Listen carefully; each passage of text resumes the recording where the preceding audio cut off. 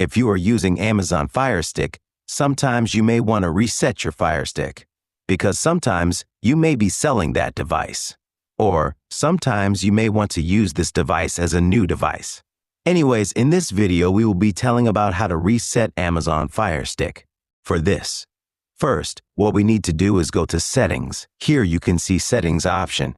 You need to go to that Settings option. For that, you can scroll using your remote. After going to Settings down here, you can see some options. Scroll down. When you're scrolling down, you can see one option, My Fire TV.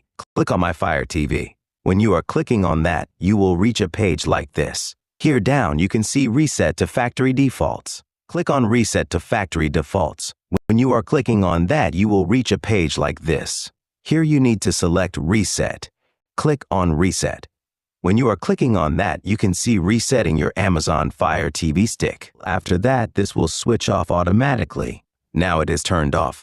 That means that resetting is completed. So this way you can easily reset your Amazon Fire TV stick. Hope this video was helpful for you. If you find it helpful, consider subscribing. See you in the next video.